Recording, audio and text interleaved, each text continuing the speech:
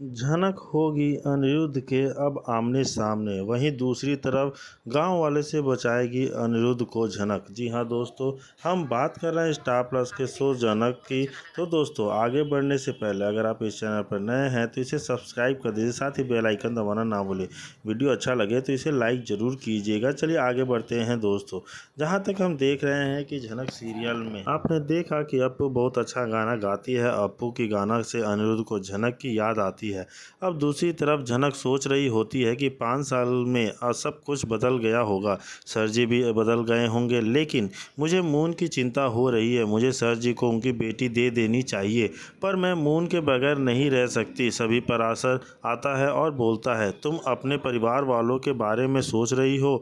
झनक बोलती है, मैं मून के बारे में सोच रही हूँ। हमें उसे स्कूल भेजना चाहिए, पर हमारे गांव में कोई स्कूल भी तो नहीं है। झनक बोलती है, हमें मून को शहर भेजना चाहिए पढ़ने के लिए। अब दूसरी तरफ अनिरुद्ध के बॉस बोलते हैं, अनिरुद्ध तुम्हें उस गांव में जाकर लोगों को समझाना होगा। अगर उन गांव में फैक्ट्री बन जाएगी तो हमें बहुत प्रॉफिट होगा और गांव वालों को भी तो काम मिलेगा। अनिरुद्ध तुम भी गांव वालों को समझा सकते हो। अनिरुद्ध अपने आदमियों से का जाने के लिए तैयार हो जाते हैं। अब दूसरी तरफ पराशर के आदमी आकर बोलते हैं कि शहर से कुछ लोग आ रहे हैं यहाँ फैक्ट्री लगाने के लिए, हम लोग फैक्ट्री नहीं लगाने देंगे। झनक बोलती है, पराशर मैं आपके साथ पराशर बोलता हूँ। नूतन तुम इस मामले में नहीं पड़ोगी, तुम वैसे भी हमारी बहुत मदद कर चुकी हो। मैं नहीं चाहता हूँ कि तुम्हें कुछ झनक हो। तुम्हें झनक बोलती है, क्या आप चाहते हैं कि मैं घर में बैठी रहूं? या क्या यह मेरा गांव नहीं है? मैं इस गांव में नहीं रहती हूं। क्या मैं इन शहर के लोगों से बात नहीं करूंगी? इस तरह यह हमारे ज़मीन को नहीं ले सकते हैं, यह हमारी ज़मीन है और की और इस पर कब्जा नहीं कर सकता है। अगर वे शहर के लोग सच में हमारी फैक्ट्री लगाकर हमें काम देंगे तो यह हमारे लिए ही अच्छा होगा, पर हमें इसका पता लगाना होगा कि वे लोग क्या अच्छा काम के लिए आए हैं या हमारे गांव को बर्बाद करने के लिए आगे के हैं। जी हाँ दोस्तों, वहीं दूसरी तरफ पराशर बोलता है, नहीं झनक तुम इस सब से दूर रहो, मैं इसे हैंडल कर लूँगा। लेकिन झनक मानने को तैयार नहीं होती है। वो बोलती है, नहीं मैं तो बात करूँगी, देखूँगी आखिर क्या चीज़ सही है क्या चीज़ नहीं है। क्या यह इन दोनों लोगों की जाति है? और यहाँ झनक तो भी तो शहर से है, तो क्या पता शहर लोगों को देखकर उसका कुछ अपनापन निकल रहा हो। झनक भी यहाँ कहती है कि इन लोगों को जानती हूँ और आप इन लोगों से लड़ाई मत कीजिए, मैं इन्हें समझा दूंगी। पर यहाँ पराशर जो है अनिरुद्ध को कुछ समय तक गांव में ही रहने के लिए कहेगा और उसके बाद वह उसको जानने के लिए अलावा करेगा। इस बात से तो जन काफ़ी नाराज़ हैं। वह नहीं चाहते हैं कि अनिरुद्ध यहाँ रहे। वह चाहती है कि अनिरुद्ध यहाँ से आया था वापस वहीं चला जाए, क्योंकि झनक जब भी कहती है कि अनिरुद्ध जब आता है तो सारा मामला बिगड़ जाता है। जी हाँ, उसका सब कुछ बसाया बसाया हुआ दुनिया दोबारा से उजड़ जाती है। इसलिए वह चाहती है कि जितनी शांति से यहाँ रह रही थी वापस वैसे ही रहूँ। अनिरुद्ध को यहाँ नहीं रहना चाहिए। दोस्तों, यहाँ किस्मत तो कुछ और ही मंजूर है। अनिरुद्ध झनक बार बार टकरा रहे हैं तो यहाँ अनिरुद्ध रहने वाला है, कुछ वक्त बिताने वाला है झनक के साथ गांव में ही।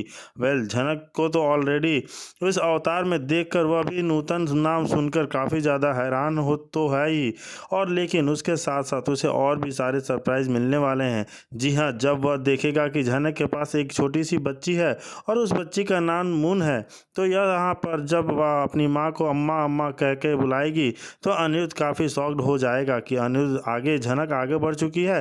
झनक ने शादी कर ली है, झनक की एक बेटी भी है और यह पराशर उसका पति है। यह सब कुछ सुनकर देखकर अनिरुद्ध काफ़ी हैरान होने वाला है कि झनक ने मुझसे वादा किया था कि वह कभी शादी नहीं करेगी किसी और के साथ, तो सिर्फ मुझसे प्यार करती है और मुझसे ही शादी करेगी। अगर उसकी शादी मुझसे नहीं होती है तो किसी और के साथ वो घर नहीं बसाएगी। पर झनक तो पूरी तरीके से बदल चुकी है। झनक की तो बेटी भी है, झनक ने तो शादी कर ली, झनक काफ़ी आगे बढ़ चुकी है। और यह सब कुछ देखकर अनिरुद्ध होने वाला है बहुत ज़्यादा शॉक्ड। बहुत सारे सवाल हैं उसके मन में। झनक से वह पूछना चाहता है लेकिन झनक किसी का भी आंसर नहीं देना चाहती है। जी हाँ दोस्तों, यहाँ उसकी हर एक बात को वह इग्नोर करती हुई नज़र आएगी, टालती हुई नज़र आएगी और रिक्वेस्ट करेगी कि आप जिस काम से आए हैं सिर्फ उस काम पे ध्यान दीजिए, मेरी निजी ज़िंदगी में दखल देने की कोई ज़रूरत नहीं है और अपना काम करके करके वापस निकल जाइए। लेकिन दोस्तों उस बच्ची को देखकर अनिरुद्ध जो है उसके अंदर अपनापन फीलिंग होने लगेगा, क्योंकि आखिरकार वह है तो उसी की बच्ची। और उस बच्ची को देखकर झनक का भी मन करेगा कि इस बच्ची को सौंप देती हूँ सर जी को, क्योंकि वह उससे सौंपना तो पड़ेगा ही। उसने खुद से प्रॉमिस किया था कि राइट टाइम आने पर इस बच्ची को इसके माता पिता को दे दूंगी। तो ये देखना यह इंटरेस्टिंग होगा कि झनक इस बच्ची को अनिरुद्ध के साथ भेजेगी या नहीं, या फिर अनिरुद्ध को इस बात पर कब पता चलेगा कि यह मेरी बच्ची है। यानी हम लोग मान के बैठे थे कि मेरा बच्चा मर गया है, मेरा और अर्शी की बेटी मर चुकी है, पर वह मेरी नहीं है। झनक उसे अपने साथ ले आई है और उसे अपने साथ रखकर उसे पाल रही है, उसकी परवरिश कर रही है। अगर मेरी बच्ची झनक के पास थी तो झनक ने मुझे क्यों नहीं बताया? झनक तो मुझे बताना चाहिए था कि मेरी बेटी जिंदा है, उसे मैं अपने पास रखता, उसे एक अच्छी ज़िंदगी देता, उसे एक अच्छे एजुकेशन देता। लेकिन झनक उसे इस गांव में लेकर आ गई है, उसे गांव में पाल रही है। यहाँ कोई सुख सुविधा नहीं है। बहुत सारे सवाल होने वाले हैं दोस्तों यहाँ पर अनिरुद्ध के मन में, और देखना इंटरेस्टिंग होगा कि क्या झनक सभी सवालों का जवाब दे पाएगी या नहीं। जी हाँ दोस्तों, अनिरुद्ध से कहता है कि उसे अब झनक की याद नहीं आती, लेकिन अनिरुद्ध बहुत ही ज़्यादा दुखी है और वह कहता है कि अब वह झनक को नहीं ढूंढना चाहता, क्योंकि झनक को उसकी कोई परवाह नहीं है। तो वहीं दूसरी तरफ झनक गांव वालों के लिए लड़ रही है और वह सेठ जी से कहती है कि अब वह उन्हें कम दाम में सामान नहीं देंगे। और पराशर भी इसमें झनक का साथ देता है, जिसमें सेठ जी झनक और पराशर के बारे में बुरा भला कहते हैं, जिससे झनक बहुत ही ज़्यादा गुस्सा हो जाती है और वह फैसला करती है कि वह अब सारा सामान इस सेठ जी को नहीं देंगे और अब अपना काम वह खुद संभालेंगे। और अब शो के आने वाले एपिसोड में यह देखना बहुत ज़्यादा दिलचस्प होगा, क्या अब अनिरुद्ध गाँव में आएगा? और जब झनक और अनिरुद्ध की मुलाकात होगी झनक टीवी से, दिलचस्प होगा झनक। और जी दोस्तों, हम देख रहे हैं कि अनिरुद्ध अपने एनिवर्सरी को बहुत अच्छे से सेलिब्रेट तो कर तो रहा है, वहीं दूसरी तरफ झनक और उत्पराशर मिलकर गांव में सभी लोगों के साथ मिलकर एक नया जीवन बना रहे हैं। वहीं दूसरी तरफ जी हाँ दोस्तों, झनक और अनिरुद्ध पूरी तरीके से चेंज हो चुके हैं।